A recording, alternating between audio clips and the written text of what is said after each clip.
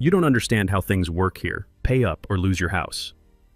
That's what the HOA president sneered yesterday, waving a foreclosure notice in my face. Not a warning, full foreclosure. Over a $47 trash can fine. $47. They'd already placed a lien and scheduled my home for public auction next week. I got home at 1 a.m., exhausted from a month-long work trip. Legal papers littered my kitchen counter. To my neighbors, I'm just the quiet retiree who keeps to himself. The perfect target for this power-hungry president. But sitting right beside her foreclosure packet is something she overlooked. My work credentials, and the records proving every step they took was blatantly illegal. She has no idea what I really do for a living. She messed with the wrong house, and the absolute wrong person. What would you do if an HOA tried to steal your home over pocket change? Drop your worst HOA nightmare in the comments, and tell me what state you're watching from. I read them all. Let me back up and show you how a federal judge ended up staring at foreclosure papers over a bird feeder. I'm Thaddeus Blackstone. 15 years on the federal appellate bench, handling everything from terrorism cases to constitutional law. But 18 months ago, Elena lost her battle with cancer. The silence in our DC townhouse became unbearable. Every corner held memories that cut like glass. So I did what any grieving widower would do. I bought a modest house in Willowbrook Estates, told my neighbors I was a retired government worker, and tried to disappear into suburban anonymity. Elena always loved cardinals. During her chemo sessions, she'd watch them for hours through our bedroom window. "Their wings remind me that beauty survives everything," she'd whisper. So the first thing I did in my new home was hang her favorite bird feeder in the backyard. That's when I met Brinley Ashworth. Picture a woman who drives a white Escalade with blessed vanity plates and treats HOA violations like personal vendettas. At 48, she'd been our self-appointed neighborhood dictator for 6 years, unopposed, because who wants that headache? "Sir, that's an unauthorized exterior modification, $25 fine." The smell of her expensive perfume couldn't mask the stench of petty power. I paid it, figuring it was the cost of peace. Big mistake. Next came my mailbox, apparently 2.3 inches outside her imaginary compliance zone. $50. She actually brought a measuring tape and photographed her manicured nails holding it. The crunch of gravel under her designer heels became the soundtrack of my harassment. Then came the trash can incident that sealed my fate. I left for Denver to preside over a month-long federal terrorism case. While I was protecting national security, Brinley was building her case against my garbage bin. $47 for extended visibility violation. My trash can stayed out 12 minutes past pickup. But here's where Brinley revealed her true genius. While I was gone, she fast-tracked all 3 violations through some legal loophole that turned $122 in fines into a full property lien. HOAs can place liens for unpaid fines, but most states require 90 days notice and proper hearings. Emergency procedures often skip these protections during owner absences. Always designate someone to monitor HOA correspondence during extended travel. When I got home Monday night, my house had already been seized. Lien filed, foreclosure scheduled, auction set for next week. While I was deciding cases that reshape constitutional law, Brinley had been rewriting property law in her favor. I started investigating and found her pattern. Chuck Brennan next door lost $3,000 to emergency deck repairs by her brother-in-law's company, Mrs. Brianna was forced to destroy her vegetable garden for violations. Frank Wilson lost his entire house to mysterious assessment fees. 23 families had been hit with liens in 2 years. Single men, recent widows, elderly residents. Anyone who looked vulnerable became Brinley's prey. But Tuesday morning, she made her fatal mistake. I was checking mail when that ridiculous Escalade pulled up. She rolled down her window with a victory smirk that could curdle milk. "Having trouble keeping up with your obligations, Mr. Blackstone?" She waved my foreclosure notice like a trophy. "Maybe homeownership is too much responsibility for someone like you." Someone like me. My coffee turned bitter. She had no idea who she was talking to. No clue that her quiet retiree victim had spent 15 years making federal law. Standing there watching her drive away to terrorize another neighbor, Elena's voice echoed in my memory. Sometimes the most important battles happen in the smallest places. This wasn't about my bird feeder anymore. This was about a systematic predator who'd been stealing homes while I was busy with important federal cases. Well, Brinley wanted to see what someone like me could do when properly motivated. Time to show her exactly what 15 years of judicial experience looked like when turned against a small-time tyrant. The auction was 6 days away. Time to prove that sometimes justice comes from the most unexpected courtrooms. Day 2. Time to find out exactly how deep this rabbit hole went. I woke up at 5 a.m. with the taste of yesterday's anger still bitter in my mouth. The smell of fresh coffee couldn't wash it away. While most people were dreaming, I was doing what federal judges do best: building a case. First stop, the county clerk's office. After 15 years on the bench, I knew exactly where predators hide their tracks, in plain sight, buried under legal jargon that most people won't challenge. What I found made my blood pressure spike higher than my caffeine level. Brinley hadn't just fast-tracked my case, she'd invented her own legal system entirely. Normal HOA procedure involves violation notice, 30-day cure period, board hearing, then formal lien filing. Every state requires these protections. I'd seen enough federal appeals to know. Brinley's express lane? Straight from violation to lien, skipping every homeowner safeguard like they didn't exist. Her excuse? Emergency enforcement authority during my absence. Apparently my bird feeder posed such an immediate threat to community standards that constitutional due process became optional. Then came the moment that changed everything. While the clerk printed my documents, her young assistant leaned over, clearly someone who'd seen this movie before. "Sir, you're the 4th one this month," she whispered, glancing around nervously. "Same violations, same emergency procedures. Always happens when homeowners travel." My judicial instincts kicked into overdrive. Brinley wasn't just targeting vulnerable people. She was timing her attacks like a military operation. I filed an emergency stay that afternoon, using every procedural trick 15 years of federal practice had taught me. Constitutional due process violations, discriminatory enforcement patterns, procedural irregularities buried in citations that would make Supreme Court clerks weep. Not identifying myself as a federal judge, just a very well-informed citizen exercising his rights. But filing paperwork was just foreplay. Time for real investigation. That evening, I walked through Willowbrook Estates as golden sunset painted the neighborhood. Beauty couldn't hide the ugly truth emerging with each block. Foreclosed properties with overgrown lawns, for sale signs gathering dust, elderly neighbors who'd suddenly stopped making eye contact. Chuck Brennan was watering his flowers when I approached. 60-something retired plumber with hands that spoke of honest work and calloused integrity. "Heard you got the Brinley special," he said without looking up. Water hitting petunias filled the silence. "How'd you know?" "Same look we all had, like someone gut-punched you with a legal document." He turned off his hose, finally meeting my eyes. "Want to know how deep this really goes?" Chuck's story made my prosecutor instincts scream. 3 years ago, Brinley cited his deck for structural non-compliance, demanding immediate repairs by her brother-in-law's company. $3,000 for work any handyman could have done for $500. "Here's the beautiful part," Chuck continued, voice dripping sarcasm. "Those violation photos, taken from inside my backyard." She trespassed to build her case. I remembered reading about similar cases during my federal tenure. HOA board members thinking authority meant unlimited access. Most states require 24-hour written notice for property inspections, and unauthorized entry to gather evidence violates both trespass laws and due process. Any case built on illegal evidence should crumble faster than Brinley's credibility. How many others? More than you'd think.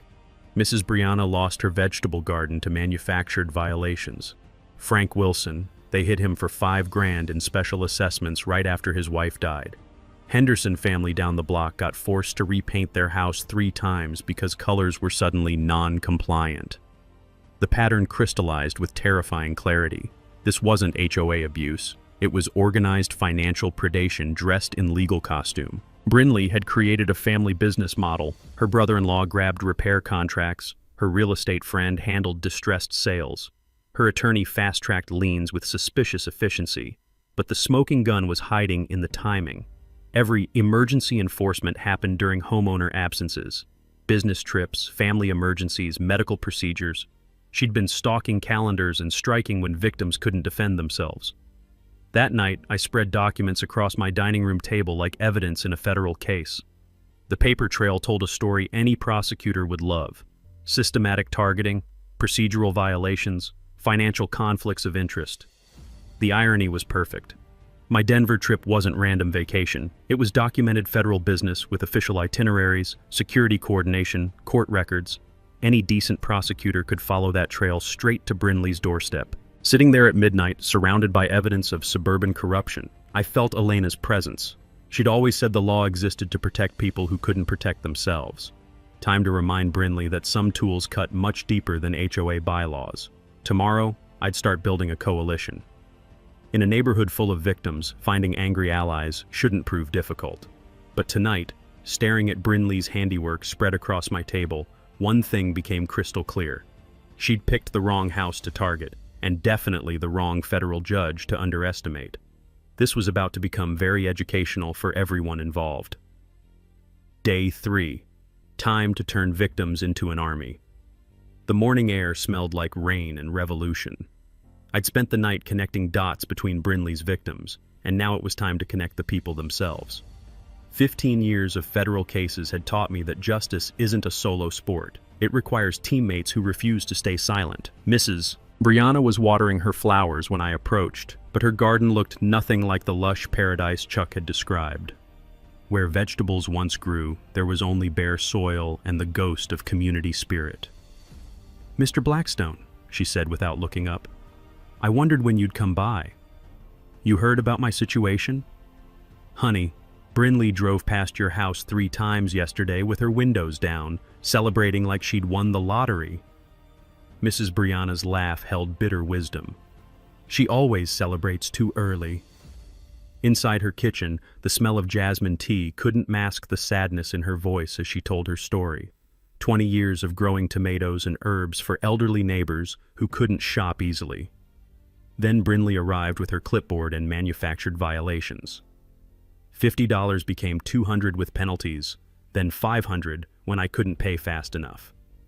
Her hands shook slightly. Fixed income means choosing between medicine and fighting HOA fines. The garden lost, but Mrs. Brianna had been doing something Brinley never expected from a harmless old lady. "I documented everything," she said, leading me to her dining room. The table was covered with manila folders, each labeled with a neighbor's name. 43 families in 2 years. Every violation, every photo, every payment demand. My prosecutor instincts started humming. This wasn't random harassment, this was systematic financial predation with a paper trail. Why keep all this? Because I knew someone would eventually have the tools to stop her. Mrs. Brianna studied my face with uncomfortable intensity. "Question is, are you that someone, Mr. Blackstone?" Before I could answer, Chuck appeared at her back door with a woman I hadn't met. Jessica Martinez, mid-30s, carrying the exhausted determination of a working mother pushed beyond her limit. "Figured you'd end up here," Chuck said. "Meet our resistance cell." Jessica's story added another ugly piece to Brinley's pattern. Single mother, 2 jobs, rarely home when violations mysteriously appeared. "She cited my kids' bicycles for being visible from the street," Jessica said, voice tight with controlled rage, "called them detrimental to community aesthetics. $200 fine plus mandatory storage shed from her brother-in-law's company." That's when the mini twist hit us like a freight train. Chuck was showing me Jessica's violation photos when the unmistakable rumble of Brinley's Escalade pulled up outside. Through Mrs. Brianna's window, we watched her park across the street, engine running, phone pressed to her ear, camera visible on her dashboard. "She's been doing surveillance runs since yesterday," Jessica whispered. "Following anyone who visits you, building files." My blood went cold. This wasn't just financial abuse. This was psychological warfare designed to isolate victims and prevent organized resistance. But Brinley had just made a tactical error that would have gotten her laughed out of federal court. "She's creating evidence of intimidation and retaliation," I said, judicial training kicking into high gear. "Every photo she takes of us meeting becomes prosecutable harassment." My counter-move came straight from federal investigation playbooks. Turn her surveillance into our advantage. "Mrs. Brianna, do you have a back entrance?" "Good. Chuck, call 5 neighbors from different directions. Tell them to arrive separately over the next hour. Borrowing tools, checking on Mrs. Brianna, whatever looks natural." While Chuck made calls, I explained the strategy. Instead of hiding our coalition, We'd force Brinley to work overtime documenting it, while we documented her documenting us. Over 2 hours, our accidental gathering grew. Frank Wilson, who lost his house to mystery assessments. The Henderson family, victims of the paint scheme scam. Maria Santos, hit with pool violations that defied physics. Each person brought documentation that would make any prosecutor weep with joy. Then Jessica dropped the nuclear option. I've been recording her surveillance drives and posting them on neighborhood Facebook with timestamps, she said quietly. Turns out she's been stalking families for months before violations appear. Frank leaned forward, weathered hands trembling with more than age. She served violation papers 6 days after my wife's funeral, said my grief was affecting property maintenance standards. The room went silent. Even after 15 years of federal courtrooms, that level of calculated cruelty made my chest tighten with rage. Time to show Brinley what organized neighbors can accomplish, I said, looking at 8 faces that had transformed from isolated victims into a determined coalition. Mrs. Brianna smiled for the first time since I'd met her. Mr. Blackstone, I don't know what you really did in government, but you certainly understand how to wage proper war. If only she knew. Tomorrow would bring revelations that would make Brinley regret every predatory choice she'd made. But tonight, watching our neighbors plan coordinated resistance while her Escalade sat outside taking photos, I felt something I hadn't experienced since Elena died. Purpose, and the sweet anticipation of justice about to be served.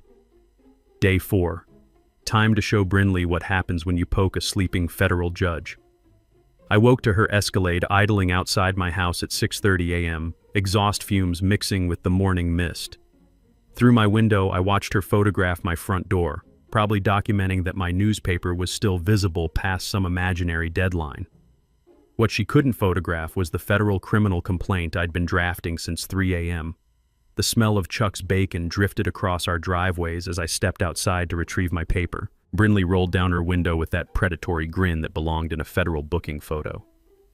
Early morning, Mr. Blackstone. Hope you're not planning any more neighborhood disruptions. Just exercising my constitutional rights, I replied, making sure she caught the emphasis. Beautiful day for documentation, don't you think? Her camera hand trembled slightly. Smart enough to sense danger, too arrogant to retreat. By 9 a.m., our coalition was operating like a federal task force. Jessica's group chat buzzed with real-time updates. Mrs. Brianna coordinated evidence collection with surgical precision. Frank reached out to victims in neighboring developments. Then Chuck brought news that made my prosecutor instincts sing. My nephew at City Planning just called, he said, practically vibrating with excitement.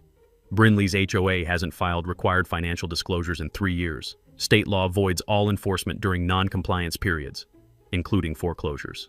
But Brinley's next move proved she was more vicious than I'd calculated. Around noon, my phone exploded with panicked texts from Jessica.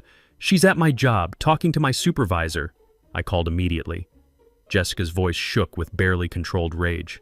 She told my boss I was leading neighborhood disruptions and asked if they knew about my association with problematic residents. My supervisor looked confused, but the seeds planted. The mini twist hit like a legal sledgehammer. Brinley had escalated from property harassment to economic warfare, trying to destroy Jessica's livelihood for organizing resistance. That crossed federal lines I'd spent 15 years learning to protect. My countermove required the precision of a surgical strike. Emergency meeting tonight, I told our network, but this time we're going public. Instead of hiding in living rooms, we'd meet at the community center, public space, protected assembly, completely legal. Let Brinley document every single neighbor who'd had enough of her reign of terror. Every photo she takes becomes evidence of First Amendment retaliation, I explained to Jessica. Workplace intimidation for protected political activity, that's federal civil rights territory. But I had something bigger planned, something that would detonate Brinley's entire operation. That afternoon, I made calls to former federal colleagues who specialized in financial crimes and organized fraud. Hypothetical questions about HOA abuse patterns, elder targeting, mail fraud implications. Sounds like RICO territory, my former clerk at Justice said. Systematic targeting through fraudulent procedures, wire fraud if electronic payments involved, civil rights violations for demographic discrimination. Just academic curiosity, I replied. Sure, Judge. Hypothetically speaking, cases like that make prosecutors very happy. Evening came with the electric tension of approaching storms. Our community center meeting drew 42 neighbors. the largest gathering in Willowbrook history. Fluorescent lights hummed overhead as victim after victim shared stories that painted a federal case any prosecutor would love. Brinley's Escalade sat in the parking lot like a predator watching prey, her camera working overtime to document our conspiracy. What she couldn't document was the briefcase at my feet containing federal complaint forms, constitutional violation templates, and direct phone numbers for prosecutors who'd been waiting years for a case this clean. Then came the moment that would flip everything. Maria Santos was describing Brinley's latest pool violation nonsense when the community center doors burst open. Brinley herself strode in, flanked by two men in cheap suits who looked like they'd been hired from a strip mall security company. "This unauthorized assembly violates community standards," she announced, voice echoing off the walls. "I'm documenting every participant for violation proceedings." The room went dead silent. 42 neighbors stared at this suburban dictator who'd just walked into what amounted to a federal investigation planning session. That's when I stood up. "Mrs. Ashworth," I said, letting my courtroom voice fill every corner of the room, "you just made a very interesting legal choice." Her camera stopped clicking. Those expensive heels suddenly didn't sound so confident on the linoleum floor. Intimidating residents engaged in protected First Amendment assembly is a federal civil rights violation. Retaliation against workplace reporting constitutes conspiracy, and threatening 42 citizens simultaneously? I smiled the way I used to smile at defendants who'd just incriminated themselves on the record. "Well, that's what prosecutors call a pattern of racketeering activity." Brinley's face went white as community center tiles. Tomorrow she'd discover exactly what kind of retired government worker she'd been harassing. But tonight, watching her flee with her rent-a-cops while 42 neighbors cheered, I felt Elena's spirit in the room. Justice was coming to Willowbrook Estates. Day 5. The day Brinley's house of cards started collapsing in spectacular fashion. The morning coffee tasted like victory as evidence flooded my kitchen like a federal raid. After Brinley's community center meltdown, neighbors who'd been terrorized into silence for years suddenly found their voices and their documentation. Frank Wilson arrived at 7 a.m. carrying a banker's box that would change everything. "Found these in my wife's papers," he said, voice thick with emotion. "She kept every piece of paper Brinley ever sent us. Said someday someone would need proof." What spilled across my kitchen table made my federal prosecutor instincts scream with excitement. 4 years of financial records, revealing the true scope of Brinley's criminal enterprise. This wasn't just HOA harassment. This was systematic embezzlement disguised as community management.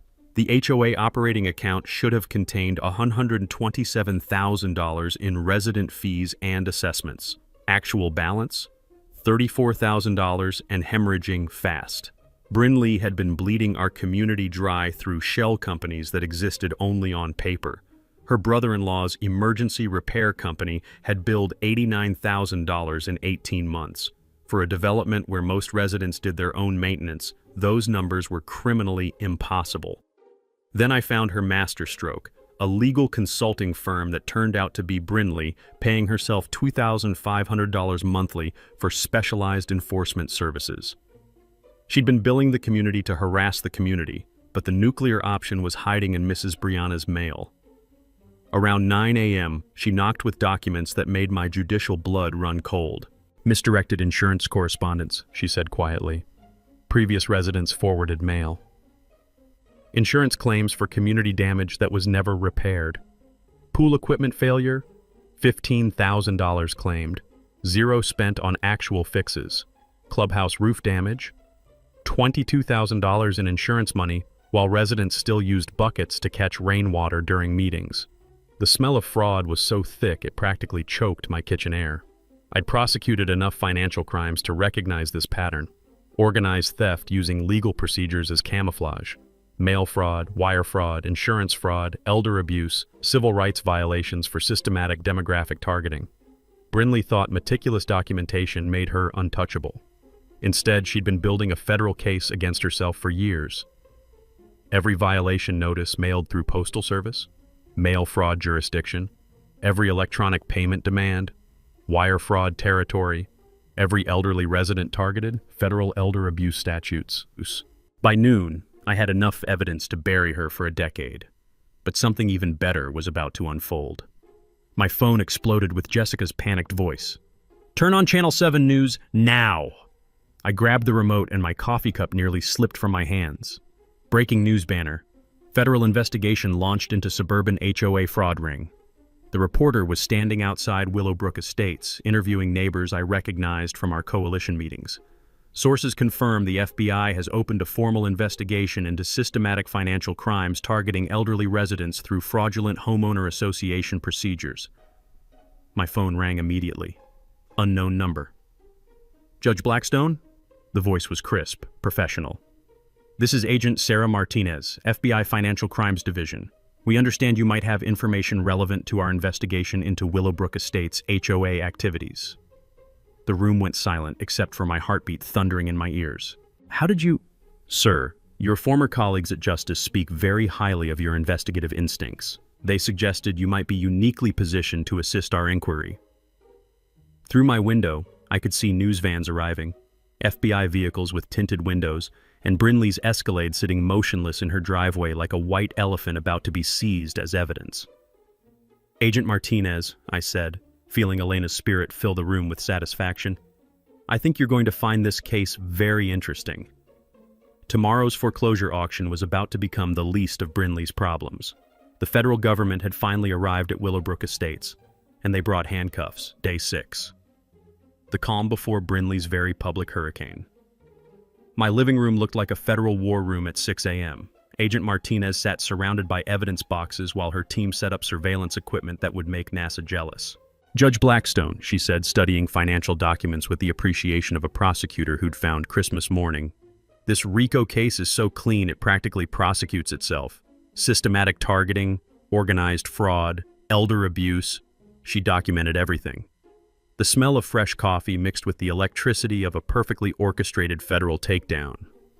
But I had something more satisfying than standard prosecution in mind. Agent Martinez, what's your arrest timeline? We could take her this morning. Wire fraud alone means 20 years federal time. I propose something better. Tomorrow's auction happens at 2 p.m., community center, full media coverage. Brinley plans to personally oversee what she thinks will be my public humiliation. Agent Martinez's eyes lit up with prosecutorial poetry. Public arrest in front of all her victims? Every HOA tyrant in America needs to see what happens when you systematically abuse vulnerable people. I pulled out my phone, showing her the media coordination Jessica had arranged. Channel 7 is broadcasting live, 3 newspapers sending photographers, social media campaigns already viral. The next hours moved like a precision federal operation. State investigators prepared civil asset forfeiture to freeze HOA accounts and recover $127,000 in stolen funds. The Attorney General coordinated with federal prosecutors for maximum charges. But watching our neighborhood transform from isolated victims into an organized community demanding justice, that was the real victory. Chuck arrived with a pickup loaded with folding chairs, the metallic clanking echoing through the morning air. Mrs. Brianna's making cookies for media folks. Says reporters work better when properly fed. Jessica had become our unofficial press coordinator, scheduling victim interviews while maintaining operational security. Channel 7 wants live coverage. They're calling it Federal Justice Comes to Suburbia. Then Frank Wilson brought news that made my judicial heart sing. My daughter's Chicago Tribune picked up the story. They're sending photographers tomorrow. Editor says if this goes viral, it could spark nationwide HOA reform legislation. The domino effect was beautiful. One federal investigation becoming a movement that could protect vulnerable homeowners nationwide. But around 3 p.m., Brinley made her final desperate move. A process server appeared with emergency court papers that made Agent Martinez burst into laughter. Brinley was seeking an injunction to stop the auction, claiming intimidation by organized criminal elements. She was accusing us of exactly what she'd been doing for years. She just filed provably false statements about an ongoing FBI investigation, Agent Martinez said, practically grinning. That's additional perjury and obstruction charges. Even better, she'd filed in state court while referencing federal crimes and investigations. Any competent judge would transfer to federal jurisdiction immediately, adding forum shopping violations to her growing list of felonies. Brinley had just handed prosecutors another conviction while trying to escape consequences of her previous crimes. I remembered a key principle from my federal tenure. Criminals often defeat themselves through escalating desperation. The trick is creating conditions where their panic leads to additional self-incriminating behavior. Evening brought our community center buzzing with more energy than it had seen in years. Neighbors arranged cameras, coordinated seating, prepared victim testimony for media interviews. Mrs. Brianna organized a potluck dinner that filled the air with home-cooked aromas and something more valuable, the sound of neighbors laughing together, sharing stories, preparing to witness justice served communally. "Mr. Blackstone," she said quietly while we stacked chairs, "I suspect tomorrow we'll all learn exactly what kind of government work you really did." Agent Martinez approached with final coordination details. Federal marshals positioned around the building, state investigators handling asset seizure. Media has designated coverage areas for optimal documentation. And our target? Completely oblivious. Surveillance shows she's still preparing auction paperwork, coordinating with auctioneers, planning what she thinks will be your public humiliation. Perfect operational security. The best federal takedowns succeed through superior preparation combined with complete tactical surprise. I spent evening on my back porch, watching Elena's bird feeder where cardinals flitted between branches, red wings catching sunset light. The same feeder that started this battle would witness its conclusion. "Tomorrow, sweetheart," I said to the cooling air, 43 families get justice. And every petty tyrant in America learns that some government retirees never stop protecting people. Agent Martinez's voice carried from inside where she coordinated final details with her team. All units in position by 1 p.m., media briefing at 1:30, target acquisition at auction commencement. The foreclosure auction was 18 hours away, but instead of losing my house, Brinley was about to lose her freedom, her stolen assets, and her ability to terrorize any more vulnerable neighbors. Sometimes the most satisfying retirement activities involve teaching criminals that federal justice follows you everywhere, even to suburban community centers. Day 6 evening. The night Brinley Ashworth lost her mind completely. Her Escalade came screaming down our street at 9 p.m. like a white missile, gravel exploding behind her tires. The screech of brakes outside my house sounded like a wounded animal, which wasn't far from the truth. Agent Martinez, coordinating final arrest details from my kitchen, moved to the window with predatory interest.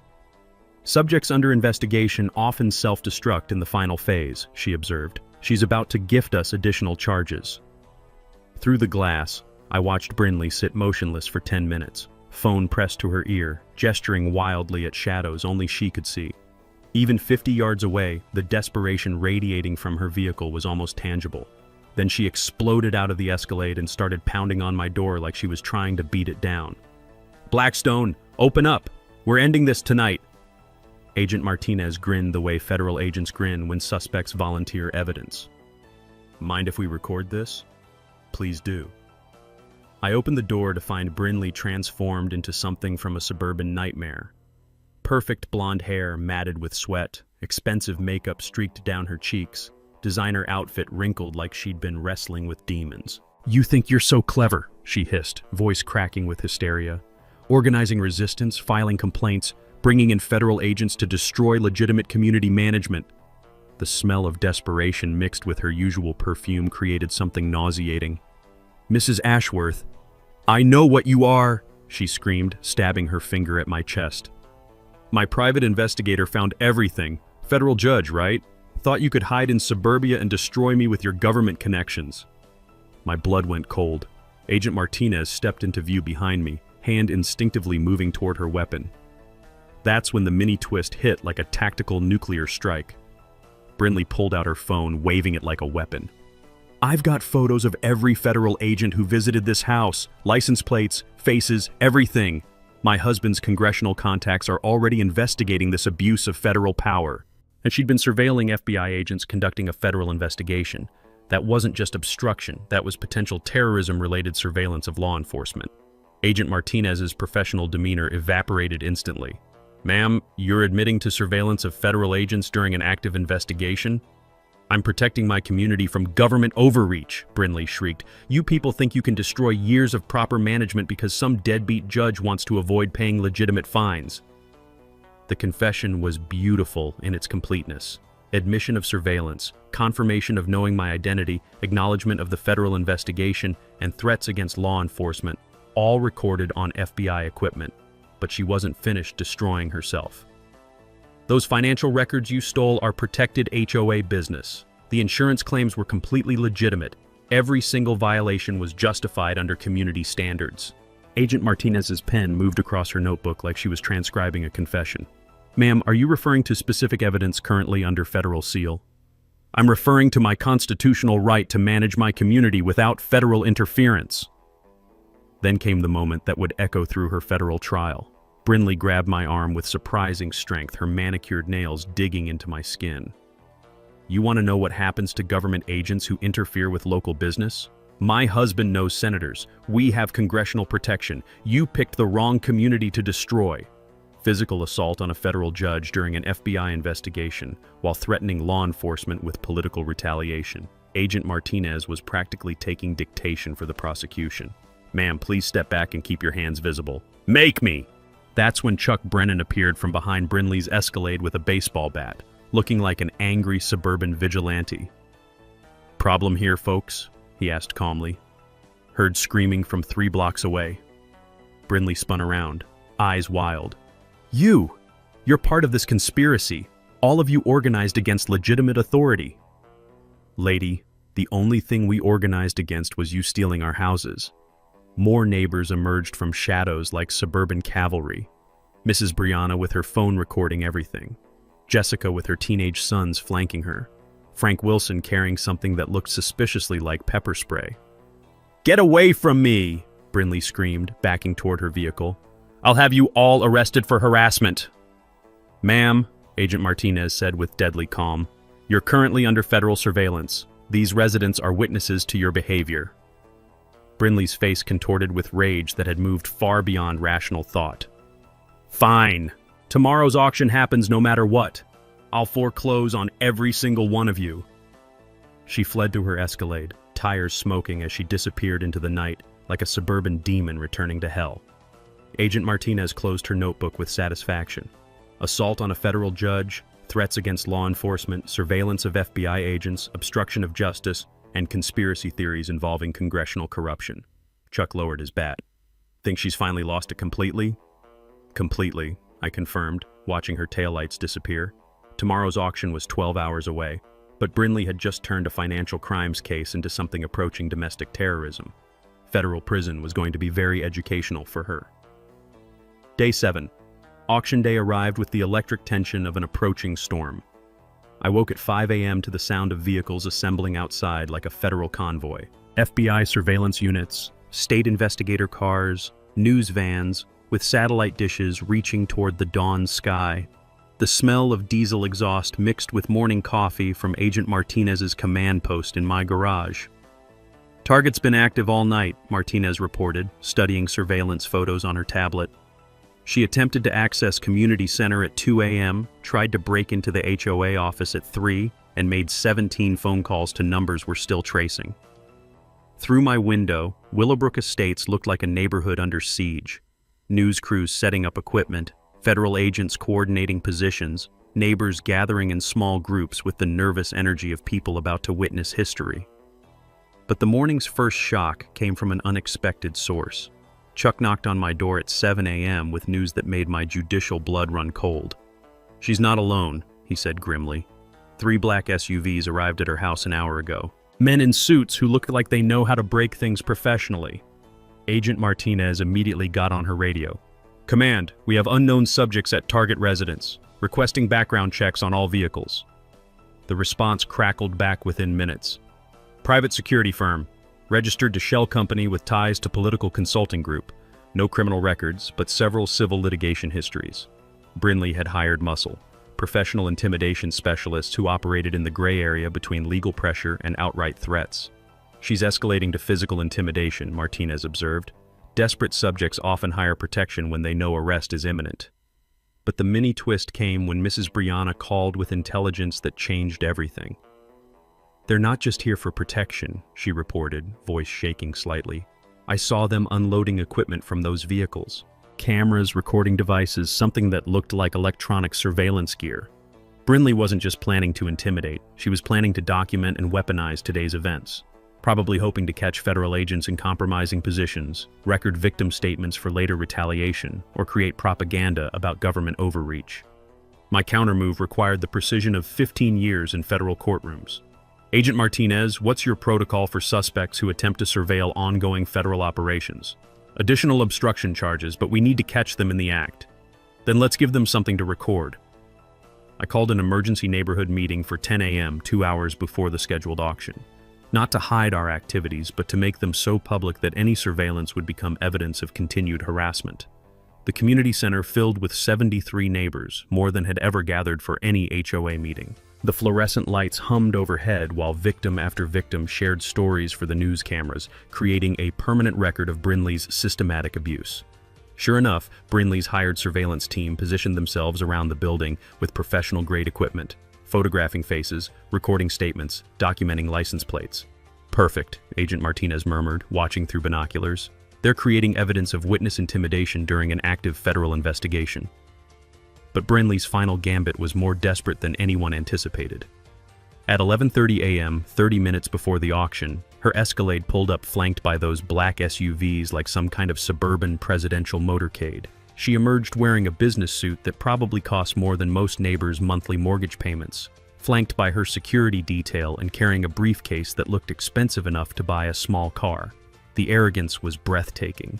Even facing federal investigation, she was staging a power play designed to intimidate the entire community into submission.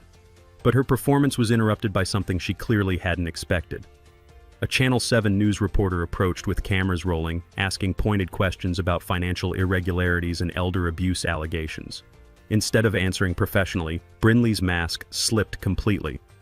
"This is a coordinated attack by disgruntled residents who refuse to follow community standards," she snarled into the camera.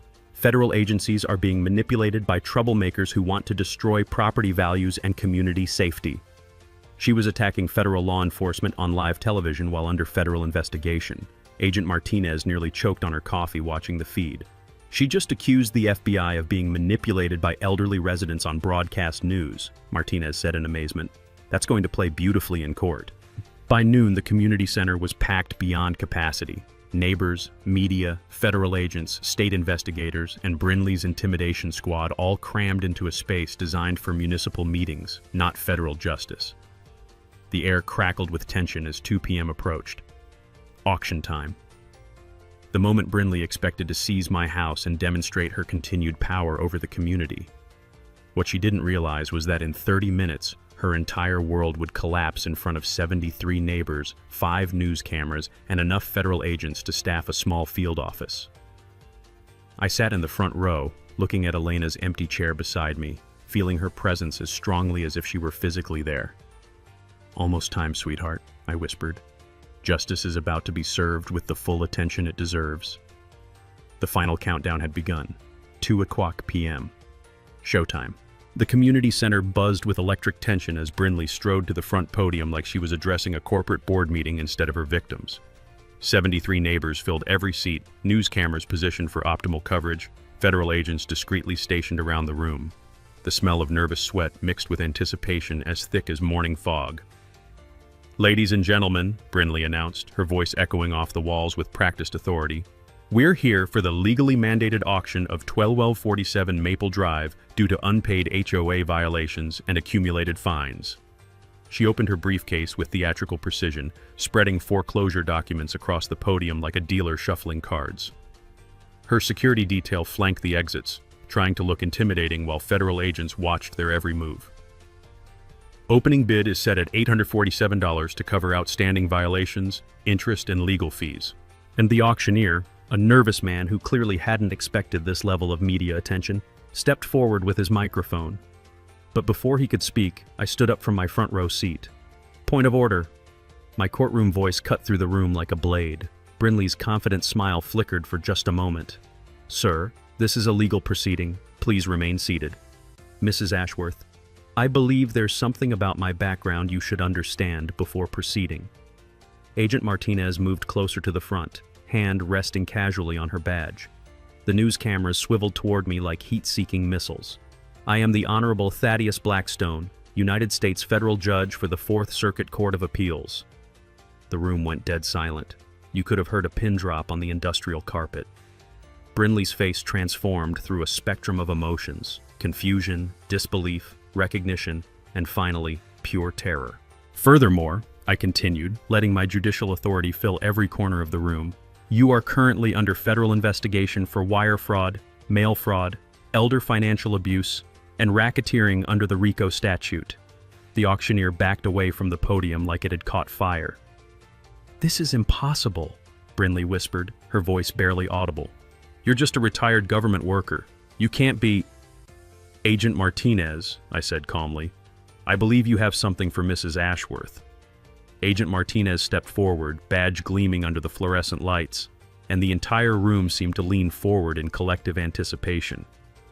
Brinley Ashworth, you're under arrest for violations of federal wire fraud statutes, mail fraud, conspiracy to commit elder financial abuse, and racketeering activities affecting interstate commerce.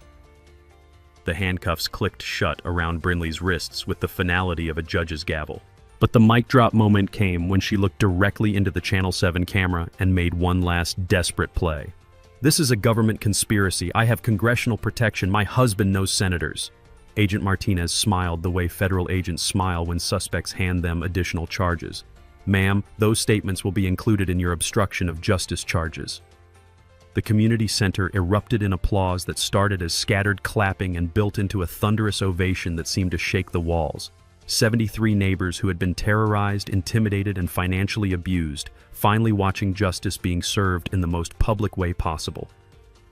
Mrs. Brianna was crying with relief. Chuck was pumping his fist like his team had won the World Series. Jessica was live streaming everything to social media where it would be viewed by millions within hours. But the most satisfying moment came when Agent Martinez announced the financial recovery.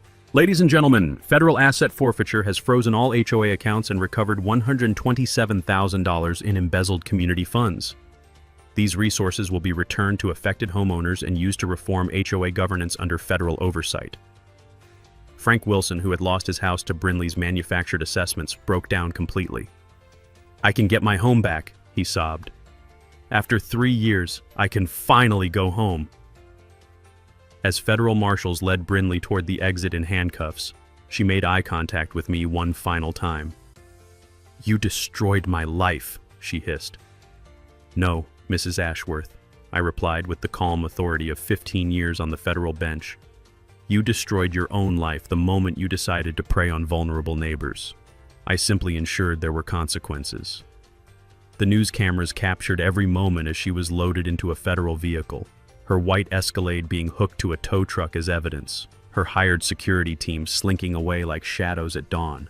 The auction was officially canceled. My house was safe. 43 families would receive financial restitution, and every HOA tyrant in America would think twice before targeting elderly residents after watching this footage go viral.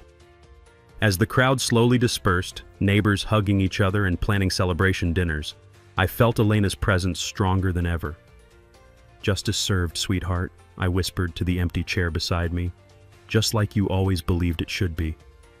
Outside, the sound of news helicopters mixed with the laughter of children, finally able to ride their bicycles without fear of violation notices. Willowbrook Estates was free. 1 month later. The morning coffee tasted like freedom. I sat on my back porch watching cardinals flit around Elena's bird feeder, the same feeder that started this entire battle. The autumn air smelled like fresh possibilities instead of fear and litigation. The transformation of Willowbrook Estates had been remarkable to witness. Brinley Ashworth was currently residing in federal detention awaiting trial, facing a potential 15-year sentence that would ensure she never terrorized another neighborhood. Her assets had been seized, her shell companies dissolved, her family's contracting business shut down pending investigation. But the real victory wasn't her punishment. It was watching a community heal. The $127,000 in recovered funds had been returned to victimized families with interest. Frank Wilson was back in his house, tending a garden that Mrs. Brianna had helped him replant.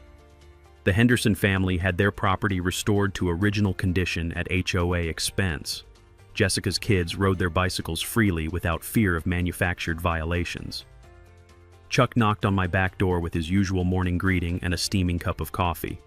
"Morning, Your Honor," he said with a grin that had become routine. The neighborhood had collectively decided that my judicial title wasn't going back into hiding. Any word on the federal legislation? Jessica says the Homeowner Protection Act passed committee yesterday, should reach full Senate vote next month.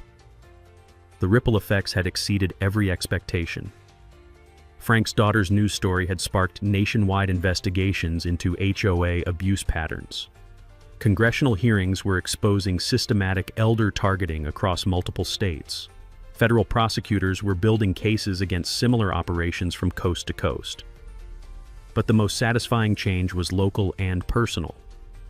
We'd established the Willowbrook Community Fund using recovered assets, providing scholarships for residents' children and emergency assistance for elderly neighbors. Mrs. Brianna managed it with the efficiency of someone who'd been waiting years to channel her organizational skills toward helping instead of surviving. The annual Democracy Day Festival was scheduled for next weekend, a community celebration of civic engagement and accountability. Local news would cover it as a model for neighborhoods nationwide. My phone buzzed with a text from Agent Martinez. Guilty plea hearing scheduled for Friday. She's accepting 20-year federal sentence in exchange for cooperation against similar operations in 3 other states. Justice moving forward with the inexorable momentum of federal law. Elena's voice seemed to whisper through the morning breeze. Sometimes the smallest battles create the biggest victories. She'd been right, as always. What started as harassment over a bird feeder had become a federal case study in protecting vulnerable communities from predatory abuse. The doorbell rang, interrupting my morning reflection. Mrs. Brianna stood on my front step with a manila envelope and the smile of someone delivering good news. Official documents for your signature, Mr. Federal Judge. The community wants you as permanent HOA board president. Unanimous vote.